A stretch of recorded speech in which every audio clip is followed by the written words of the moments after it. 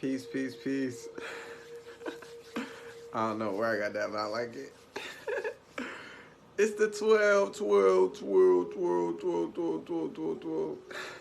Day 12, family. 30 days of enlightenment. Today's video is about reflection.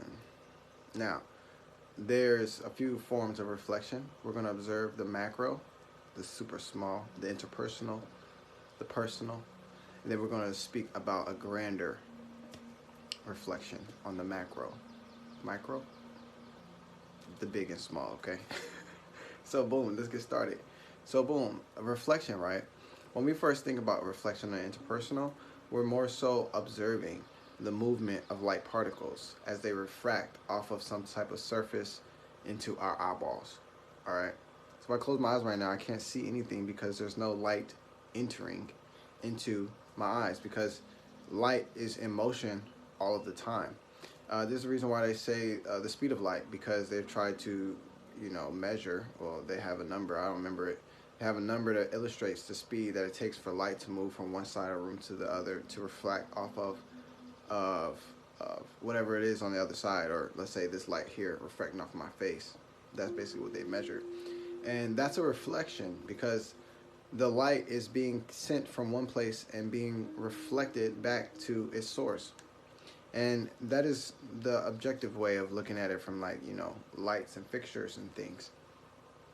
When we zoom a little bit more closer into that environment and understand that we're able to utilize the light to direct the movement of the refraction, basically saying when we move into a photography space and we want more of a shadow of the person's leg or something like this, they'll have like a different type of blinder that they'll hold on one side to balance and move the energy to give the photo that they want, basically.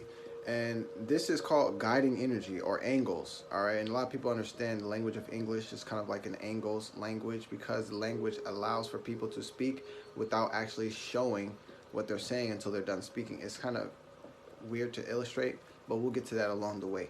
So basically, those are some observations of reflections, right? But then when it's two people observing one another, that's another context of a reflection. And the reflection in this context would be the essence that's being observed. So if you were seeing Bill, and Bill was looking at Jill, and Jill was looking at Bill, and Jill and Bill was looking at each other, then they would just be seeing themselves in another form, basically, because the self is God, the essence of spirit, the essence of soul, and then the body is the carrier of this deposit, let's call it, of the infinite source, this little piece of the stars of God, right? And they both have a little bit of that, right? So boom, if they were to be seeing each other, they'll be seeing a reflection, because they both internally have the same or very compatible or very similar arrangement of thoughts and beliefs and understandings, and that's like, meeting somebody that has all your same interests, and you never met them nowhere before. Y'all just met on an airplane or something like this. You kind of met a part of you in the context of a reflection, because that person reflects certain elements or attributes that you might yourself reflect. So that's another way or observation of this. A lot of times when people come to this page specifically, they vibrate on the essence of soul and the essence of speaking that is coming from a place, and that place that is coming from is what they feel for, because they can find that essence in what I'm saying.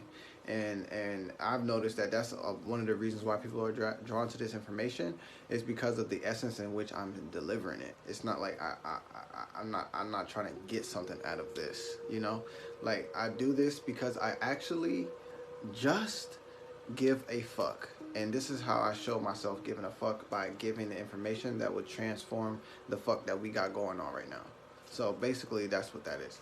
So the next form of reflection that I want us to observe, there's two more. The next one I want us to observe is, it's called a group reflection, all right?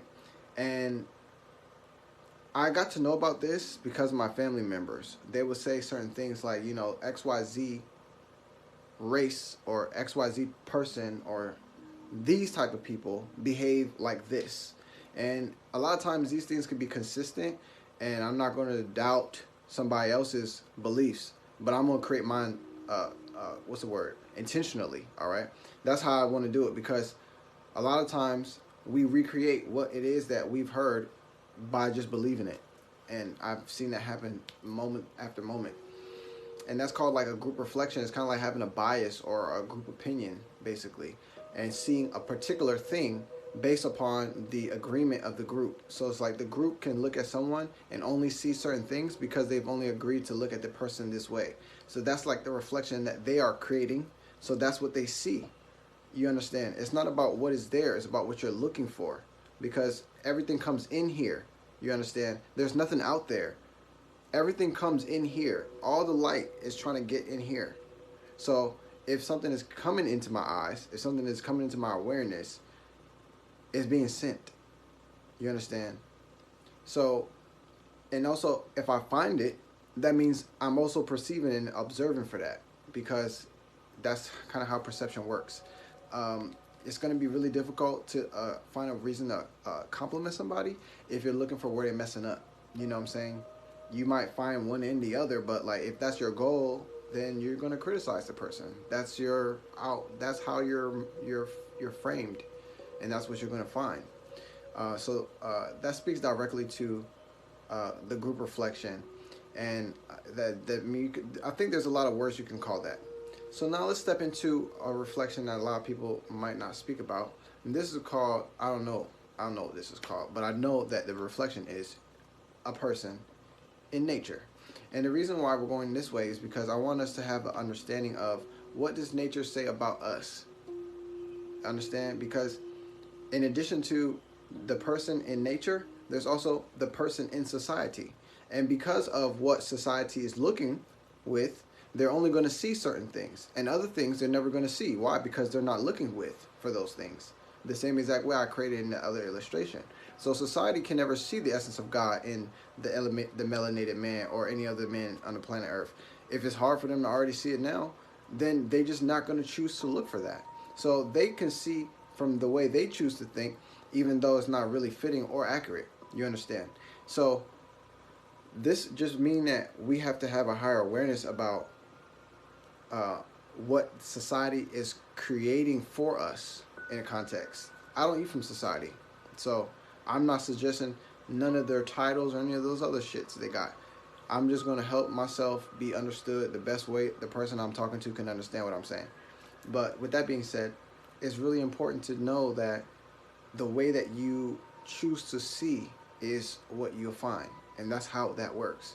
So society creates a lot of different pictures for us, and they choose to try to get us to think that way too. Like, for example, having a community in an area that does not have resources, what does that do to the people? Well, it creates a mindset that they have to fend for themselves, and whatever else it arrives from that. What kind of people would want to create a place that makes people think like that, knowing that that's how people would think if that's the conditions? They are not friendly people. They are sneaky mind manipulators that want to do the work outside of the room to control the room while they're not there. That's basically, if I want to put some words on this shit, that's what they do. So when we talk about the reflection with nature, society, before we get there, society puts so many things on us about, let's say, being a male, a masculine energy, or masculine polarity. I don't know what word y'all want at this point in life.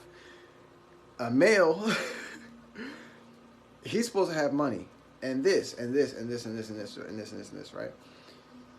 That's what the world say. And we have to be reminded about what our essence says, what our source says, what does the Creator say? Because living by society is just not serving the soul. It's just draining. That's why people want a vacation. It's just a lot of reasons why a lot of things happen. And vacation is no shade, because I'm going on one too every day. But I want to explain this so that people can see that there's a reflection that you can find within yourself that you'll never find anywhere else in the world, because it's never anywhere else. It is only within you. That is where it is. The other aspect of that is also understanding that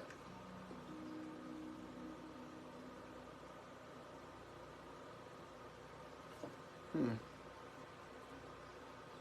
gonna let that sizzle for a second.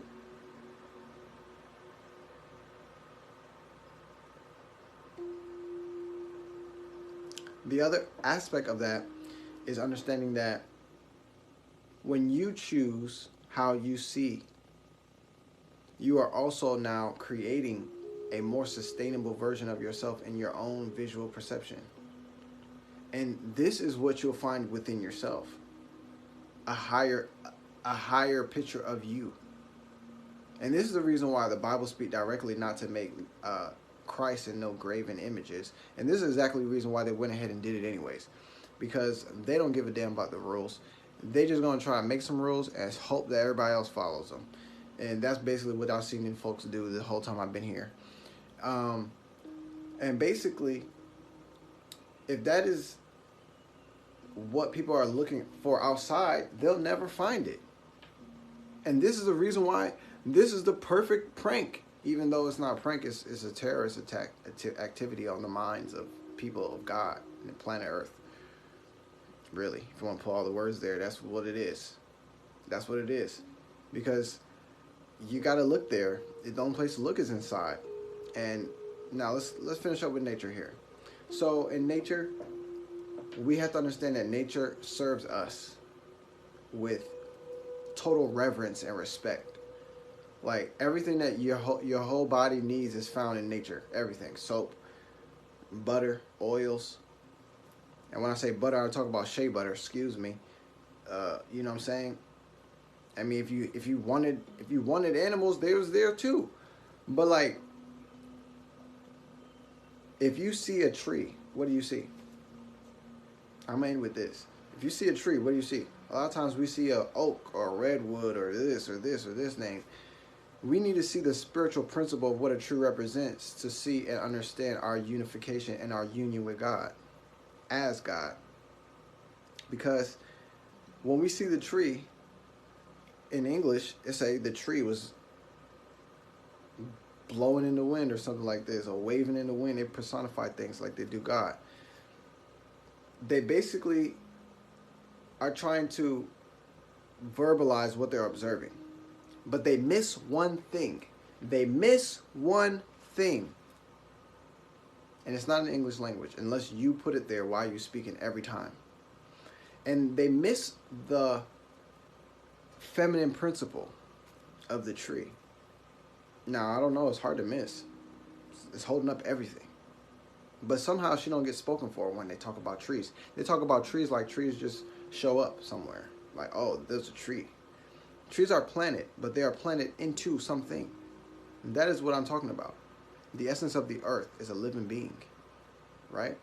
And a tree symbolizes a masculine energy formed from the essence of the feminine space, the essence of everything, basically, connected to the source of all that there is all the time, for always connected until someone else comes around with some shit that they're trying to do, basically.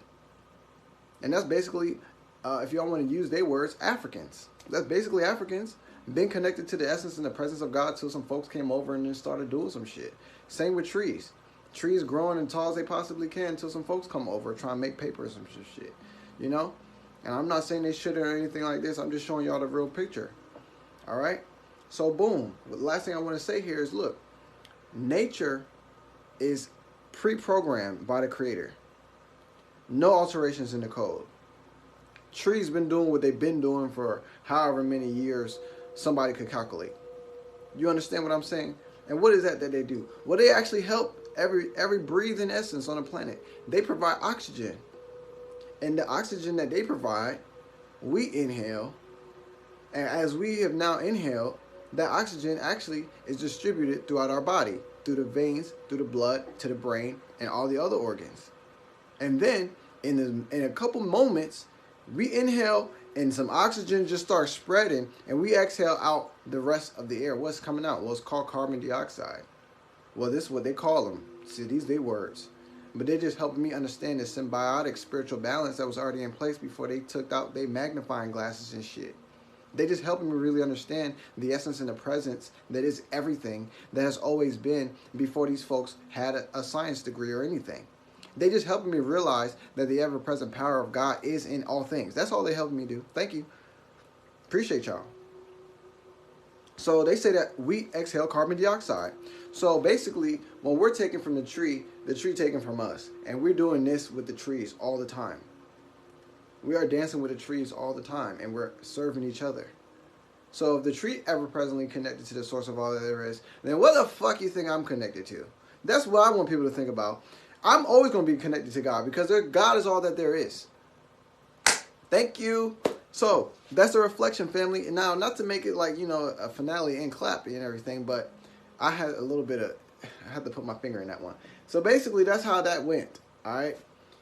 And we need to understand this, that we are living in a balance, and it's a perfect balance. It's made divinely. You understand? And that this is reflection, family.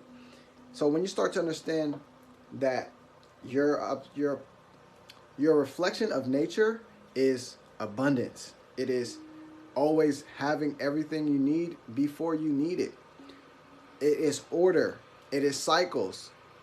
It is variety. You know what I'm saying? It is medicine. It is food. All of this, nature speaks on behalf of all of this. You start looking into the stars. The stars talking order and direction. The stars talking about formulation, form, and all these other things. The stars got a whole dictionary for y'all. You know what I'm saying? Everything speaks on behalf of the essence of God that we are. Everything's reminding us about our divinity. Everything. And it's their true reflection. Everything besides society. Society is showing us this how we decided we was going to struggle for a little bit until we fucking realized that we can live a higher purpose on the planet Earth because the Earth rejuvenate herself. That's basically what they're waiting on. But anyway, I didn't want to pop off too much in this video. It might be the shirt. It really might be the shirt. Now the blue got on and throat chakra and popped. Yeah, that might be what it is. But I appreciate y'all, man. And this is day number 12. Super excited. So that being said, man, this was the illustration on reflection. Super excited for tomorrow's video.